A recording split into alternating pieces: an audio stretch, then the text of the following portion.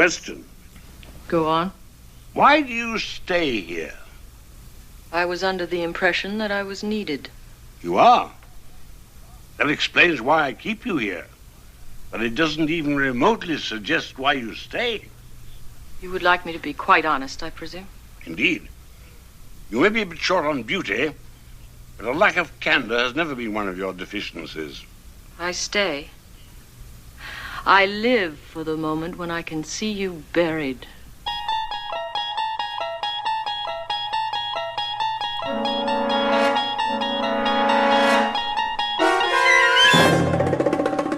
Hello, and welcome to another episode of the Twilight Pwn, a podcast that discusses each and every episode of the Twilight Zone. My name is John, and I am joined by my co-host Fred. Hello. And this week, we will be discussing the 128th episode of the Twilight Zone, Uncle Simon. This is a 5th season episode that originally aired on November 15th, 1963. Dramatis personae, Mr. Simon Polk, a gentleman who has lived out his life in a gleeful rage. And the young lady who's just beat the hasty retreat is Mr. Polk's niece, Barbara. She has lived her life as if during each ensuing hour she had a dentist appointment. There's yet a third member of the company soon to be seen. He now resides in the laboratory, and he is the kind of character to be found only in the Twilight Zone.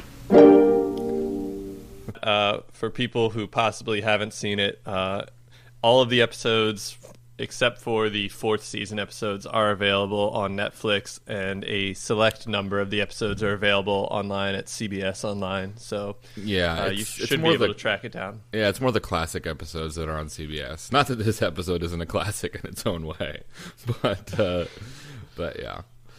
So we've written our own Serling-style introductions to this episode. John, you want to go first? Okay, sure.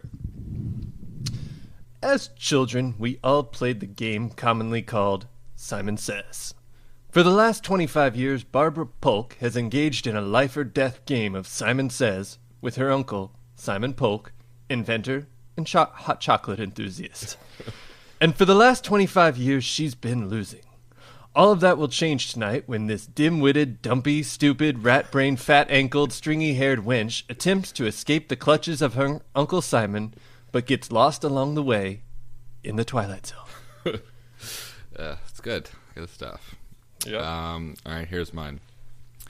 The great Pinko writer Tolstoy once said that all families are unique. Some consist of a daddy and a mummy and 2 kitties. Some have just one mommy and a kitty. Some have 2 daddies or 2 mommies. Some have an eloquent but verbally abusive uncle who likes to insult his frumpy niece. Some have a woman who is legally obligated to care for an annoying robot. Yes, Tolstoy had it right. He was a genius. But so am I, on the Twilight Zone. To give everyone a good feel for exactly what we're dealing with Uncle Simon, I made a little compilation of best of hits of Uncle Simon's insults. Yeah, the puns are really flying in this episode of the Twilight Zone. Yeah. Do you want to jump right in with that? Let's do it. All right. Well, my angular turnip, you thin-lipped, toothpick-legged conniver, you crooked-seamed grubber, you scouting female ape, you night-crawling imitation of the female gender. Well, my wilting blossom, you money-sick crone, you ugly harpy, you... So... He's a charming old British man with all the manners of the old country. But the thing is, he's got the accent, so anything he says just sounds so charming, you know? Some of his insults, I didn't even understand what they were. Like, you angular turnip. It's kind of like, all right, like, you got me. Sometimes you can sort of sense the inspiration behind an episode, like, where the writer or director or whatever is really taking delight in a certain aspect of it, whatever it is. And in this one, I clearly think it's like Serling writing insults, basically. It's less an episode and more of a roast. Yeah, it kind of is. The Twilight Zone roast of Barbara Polk. So I think you had noted there's some odd directorial choices. So just at the very start of this episode, Barbara is looking around the large mansion that she and Uncle Simon live in together. She's trying to find Uncle Simon, and he eventually appears behind her, and there's this cue for it. Uncle Simon, do you hear me? Do you want your hot chocolate upstairs? Uncle Simon! Garbage head! I'm right behind you. There's no need to yell. Once again, the music cue is telling you that a terrifying pigman monster is behind her. But it cuts away, and it's the person who she's looking for right there. Which maybe still could have been a little bit of a jump, except for they've already shown him, like, walking up behind her without the music cue. I know. Yeah. In the music cue, when he sneaks up behind her, you can hear he tosses out, "Hey, garbage head." He says that? Yeah. Really? Wow. I totally missed that. You know, one of his lesser insults, Yeah, but still, exactly. it's good. He's like, "Hey, you idiot. You're ugly." He's just not one of his best days. They covered it. He apologizes for that one. He's like, "Hey, you garbage. I'm sorry. I just woke up. Give me a minute. We'll be getting to the more sophisticated insults later." Anyway, so after the uncle has snuck up behind Barbara, Right. they exchange a number of barbs. You know, you've already played a greatest hits, but one of my favorites is in that opening scene where they're talking about the garden thing. Do you have a clip of that? Let's hear that. Yes, one. You have all the grace and femininity of a high-buttoned shoe. And you, Uncle Simon? Go on. Let's see if you can compensate for the fact that you're a passionless vegetable by speaking your mind. If I'm a passionless vegetable, it's because my gardener is an ancient relic made out of dry skin and ice water. Something Pwned. It's kind of like, it's sort of like a Shakespearean pwn, you know. Right. If I am a vegetable, Horatio, 'tis because my gardener. It has a very, I don't know. That Serling clearly just got off on writing these two bouncing off each other, and then, you know, when the uncle passes away in a couple scenes, he just kind of gave up on the episode.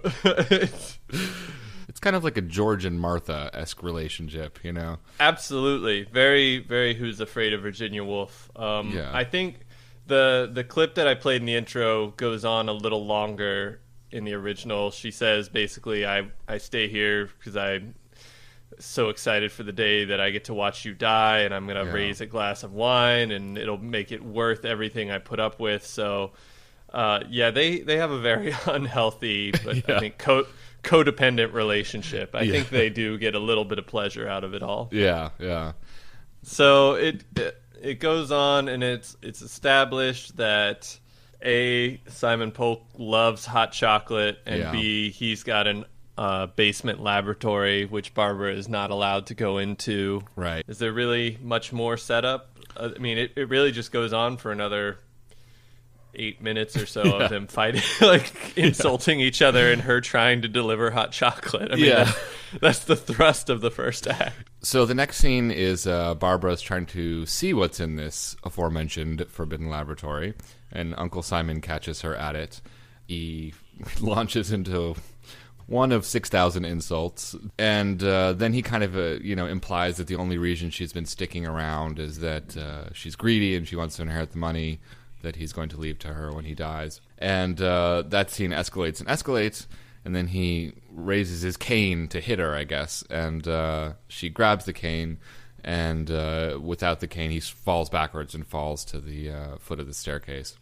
I think this one's left a little ambiguous. How responsible, if you were on the jury and you had to assign culpability, how responsible would you say Barbara was for Uncle Simon's fall? Even though it's not directed very well, I think the idea is that she's sort of defending herself from him swinging the cane. Right. And then her, act of malice, so to speak, is in, when he falls down and is begging her for help, she doesn't help him. And so I have a bit of that speech. Right. So Uncle Simon survives the fall, but he's badly injured, and Barbara comes down and stares him in the eye and says, "If you can hold on, try, just for a second. I want to tell you something. I want to make an announcement. As of this second, as of this very second. I have quit suffering because of you. I am no longer sewing, Uncle Simon. As of right now, I am going to rape! At first I was afraid, I was petrified. Oh, that's good. And then after that intense music stab, she... Actually, there's three of them. Oh, yeah. I only caught the first one, but Right. it goes... "Duh!" Yeah. After that... Duh! After that Inception... Duh! Okay, John. Okay. You can cut that, too. No, that's staying in. After that Inception music stab, she runs upstairs and kind of Charles Foster Kane's the house, destroys her uncle's English bone china, and which is kind of weird. It's like, what when the police come, what is she going to say is the explanation for that? Like, Right. my uncle fell and died, and I just happened to be destroying the apartment upstairs while he was doing that. So the next scene is her uncle's died, and she's at the lawyer's office, her uncle's lawyer. And then the lawyer reads to her from one of those form Scooby-Doo wills. Right, exactly. Where the provisos of the will are she gets everything, but she has to stay in the haunted mansion. Yes. It's She your can never standard, leave. you must take care of your uncle's robot clause. Right.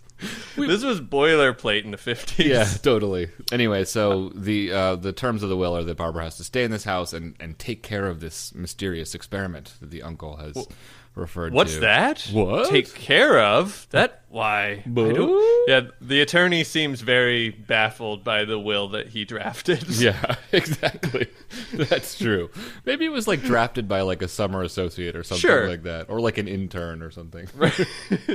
Anyway, so they go back to the mansion, her and the lawyer, to sort of find out what the uncle was referring to in his mysterious clause of this will.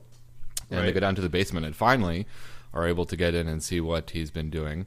They open up the laboratory and are kind of poking around, and then they finally open up this mysterious closet, and in it is None other than Twilight Zone favorite. yes, Robby the robot. It's basically like when Kramer comes in on Seinfeld. Yeah. There's a big applause break. Yeah, totally. Oh, Robby, you again. And so here is Robby's introduction. Your opening the door has activated all of my operating relays. Be patient with me, because according to plan,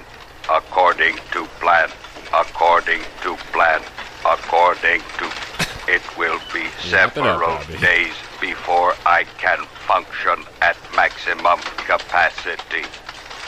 Now, the great thing about Robby Yeah. is he can flub a line and he covers it so effortlessly you don't even notice. No, it's true. He's a He's a master. pro. Yeah. He's just a pro. Well, Robby did do some time at Second City, so, he's one of those actors you could just give him a line, he'll riff with it, come up with something.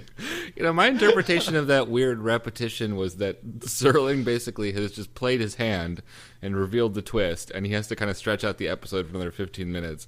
And so he just has the robot say a line over and over again just to, make the scene longer. Barbara is, contractually obligated, if she wants to keep all of her uncle's money in the house, to take care of this invention. They have a scene shortly thereafter where she's dressed up and she's ready to go out on the town. And there's a provision in the contract that the lawyer's going to drop by once a week just to make sure she's taking care of the robot. Right. And- There was kind of a cool little subtle character moment, if you will, when she's, got her hair done up and she's dressed all fancy. She's leaving her room to sort of go out on the town, and you notice that she sort of adjusts a little bust on the dresser. Did you see that? Which No, I didn't notice. I thought that was kind of cool because it sort of showed that, even though she's free of, the uncle, supposedly, she's still kind of, it's hard to break a pattern, and she still kind of, straightens up the house a little bit as she goes about her business. She's about to leave and she has an interaction with Robby. Yeah. And this was one of my favorite parts of the episode. A week has gone by. Isn't Mr. Schwimmer coming? Yes, Mr. Schwimmer is coming. He'll be here at 8 o'clock. I love it. Pwned Robby. I know. You know, one of the biggest problems with this episode, which I'm sure we'll get to once we get through the plot, is that, you know, just the robot is so goofy looking. It looks like a toy. And what I love about that so much is that the actress, like, doesn't even take it seriously. You know what I mean? Very quickly, there's another scene of Robby and Barbara interacting, and we see that Robby is slowly changing in a mysterious way. Right, it's so mysterious. Here. Right here. After you bring me my hot chocolate, would you please close all the windows and pull the drapes? I don't like the light. I don't like the draft. What is the matter? Barbara, tell me, please, what is the matter? What is the matter? What is the matter, you peanut-headed sample of nature's carelessness? You even put in an insulting macro in the robot. Right. Then the next scene is that they're on the stairs where the uncle died, and the robot is insulting Barbara in the uncle's voice. And right, at that point, Robby has completely gone over and sounds exactly like the uncle. Yeah. Blah, blah. And this time, Barbara just kind of gives in and just doesn't wait for the robot to strike first and just shoves it down the stairs. But this time, it doesn't work out quite so well for Barbara Polk, because we got to the next scene and we see the robot is walking with a cane. Yeah. Yep. Once again, as I say it out loud, I'm wondering if that's really what it was. But because the robot fell and, you know, crumbled at the bottom of the stairs, it now has to walk with a cane, just like her uncle did. And it's insulting her the way her uncle used to and asking for exactly the same thing. Barbara says, okay, I'll go get your chocolate. And Robby says, you'll go get my chocolate what? And the robot makes her call him Simon. Yeah, or Uncle. Uncle. Yeah. And that's the terrifying twist. Yeah, exactly. I had the feeling watching it like it was missing a final twist. It's like the first beat, Uncle's really bad, Uncle dies, replaced by Robot. Robot slowly becomes Uncle. Yeah. You know, woman tries to take him down. Like, I felt like, oh, great, and that's going to lead into, like, the consequences of that are leading into the final act, and how is she going to get free of this thing, or what's she going to do? And it just kind of stopped. The third act that never came. Did you feel that way at all? No, I mean, I know what you're saying, but my take on it was more that, you know, that third act that you're talking about is that she was trying to get rid of the robot by pushing him down the stairs, but that only resulted in him, you know, getting a cane, which then made the robot even more like the uncle. So even though she's trying to get free, she's only digging herself deeper. Which was kind of like the overall, you know, moral, in as much as there was a moral in this episode. You know, it's like in the last episode we watched, the Brain Center at Whipple's, it's kind of hard to, like, figure out exactly what the problem is, just because there's so many problems. It's like once you start in one place, you're like, well, that could, you know, it's just a cloud of, you know, bad decisions. But in this episode, I sort of felt like basically it could have been solved and could have been a great episode if they just didn't use Robby the robot. You know what I mean? Right. Like, I agree. I agree completely. I wouldn't say this is like last week's. I don't feel like there's a lot wrong with it. Yeah. I feel like there's some issues, and I think you hit the nail on the head. It's the first half is very, like, almost black comedy. I mean, it's funnier, more effective comedy than when Serling sets out to do straight comedy. For sure. Definitely. And yeah, I don't know if the choice of Robby was just, it was convenient because maybe they were both on the lot, or if... Robby was just hanging out on the set. He's like, hey. He's always scrounging around the cafeteria looking for work at the lot. Exactly, hitting people up for favors. Right. I was thinking about this, and my first inclination was like, oh, it was the 1960s. They just didn't know that this robot would come across as goofy. But that's not true, because, you know, in the Twilight Zone before this, they've had all different kinds of robots with, you know, varying levels of, you know, realism. Like that episode Steel, you know, with Lee Marvin, where there's like those boxing robots.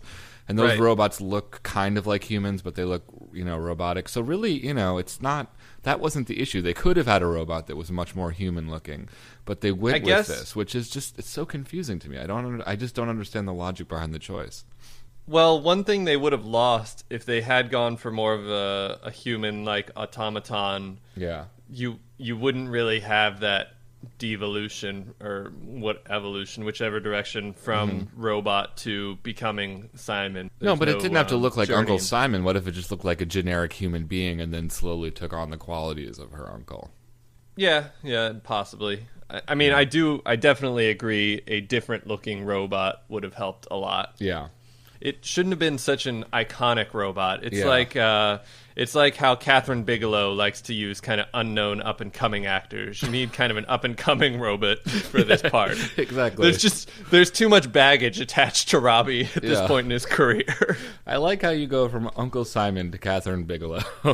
To be serious, one thing that this episode did make me think of was the classic EC comics. The like Tales from the Crypt, Vault of Horror, those kind of things. I felt like the Twilight Zone is, it's just more lighthearted usually, whereas the EC comics were usually very black and white moralistic, and bad people got their comeuppance usually in like very gruesome ways, and just the two characters as they were written really reminded me of characters in like an EC comic. As you said, I wouldn't say the Twilight Zone is lighthearted, but it usually has a very clear moral, you know what I mean? Right. Like there's usually a good guy. Or a bad guy who gets their comeuppance in a very direct and obvious way.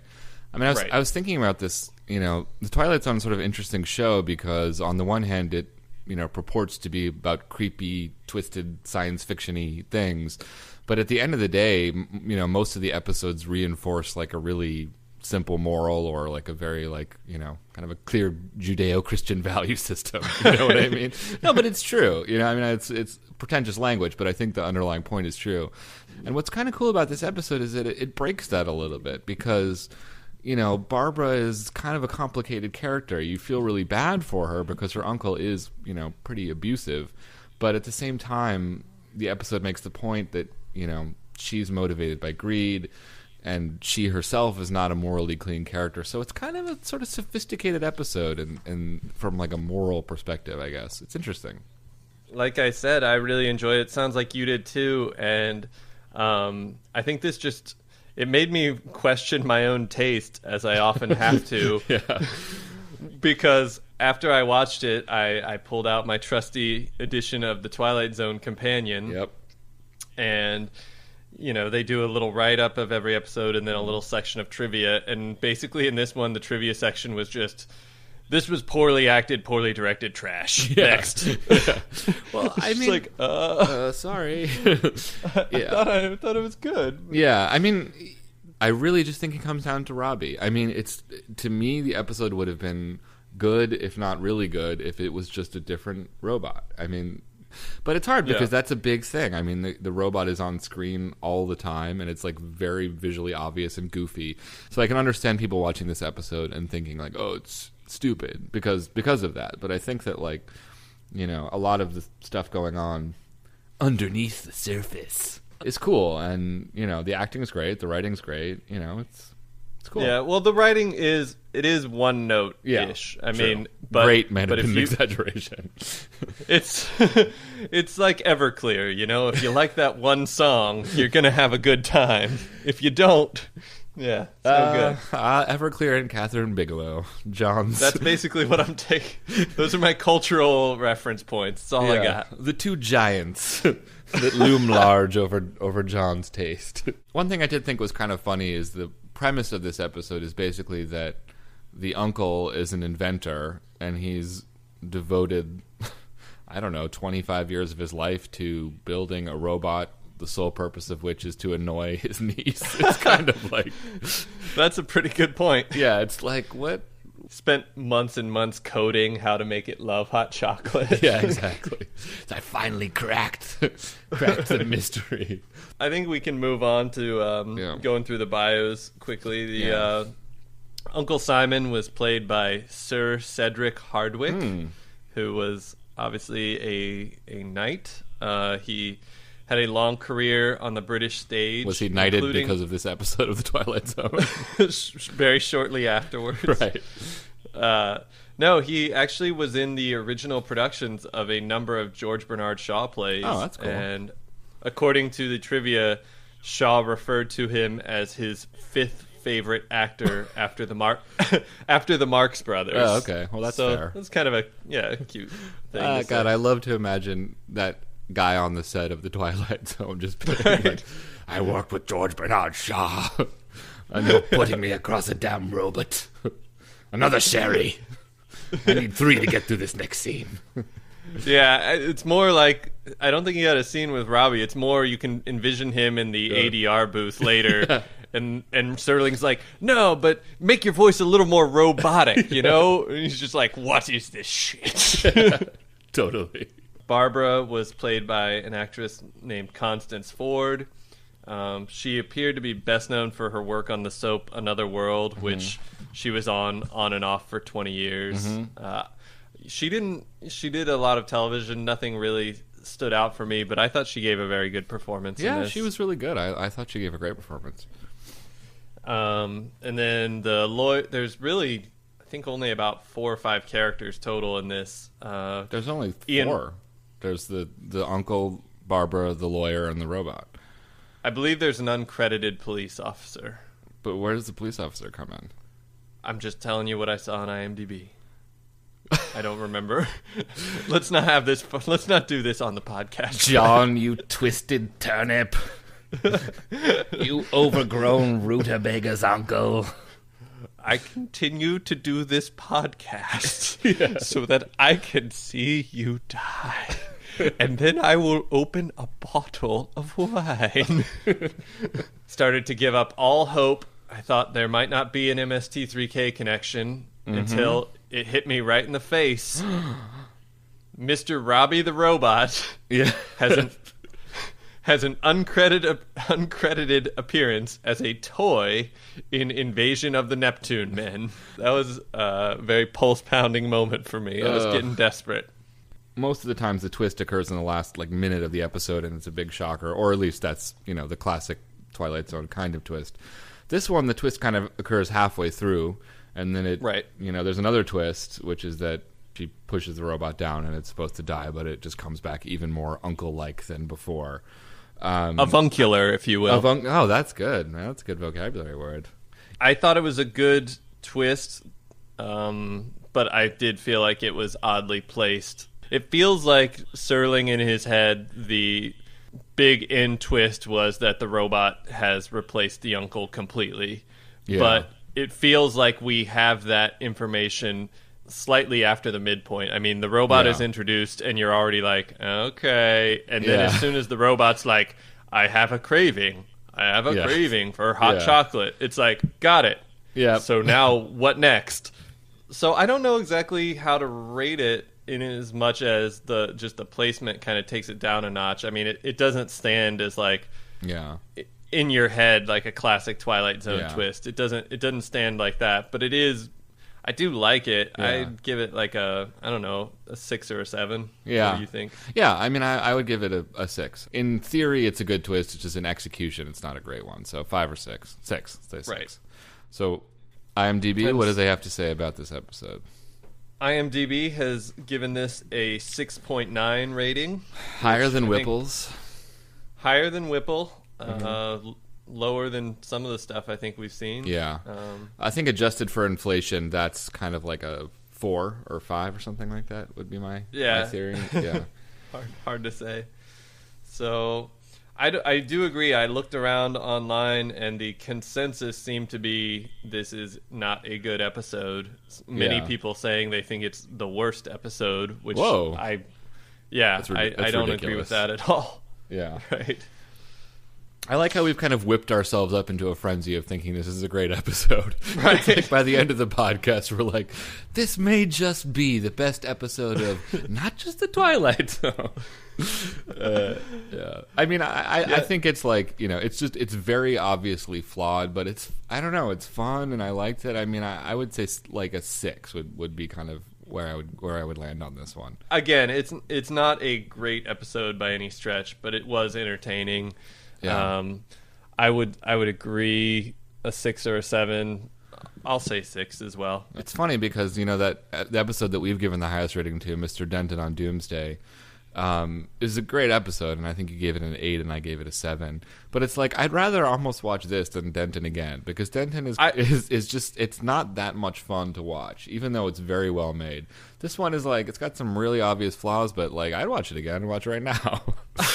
I agree. I was actually thinking that while trying to parse out my review, because I was thinking, Denton was probably the best we've watched so far, but I don't want to watch that. Like, it's just, Yeah. So I guess that leads us into what do you want to watch next week? We could. Well, we've exhausted all 3 appearances of Robby the Robot in the Twilight Zone. We should also issue a little mea culpa here and say that we've been previously referring to Robby the Robot as being from Lost in Space, but it's actually Robby's real appearance was in Forbidden Planet. That was where he came Correct. from. But the robot on Lost in Space looks exactly the same. So.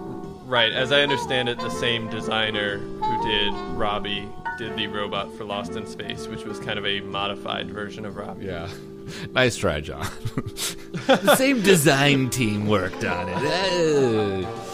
We're giving one of those non-apologies. If anyone was offended by what might have been perceived as a mistake. Yes. Yeah, so next week I think we will circle back and we will pick up where we were going chronologically and check out what would it be, the 4th episode of the Twilight Zone? 5th episode of the Twilight Zone. Walking Distance. Last week we referenced our host website, Libsyn. Fred took it upon himself to build us a Tumblr that looks a bit nicer, and it isn't designed in Microsoft Paint, so therefore slightly more advanced. So you should be able to get the episodes there. Of course, you can subscribe in iTunes is probably the easiest way to get them. And on the Tumblr, we will also throw up images or clips or anything related to the episodes we've discussed, kind of ephemera.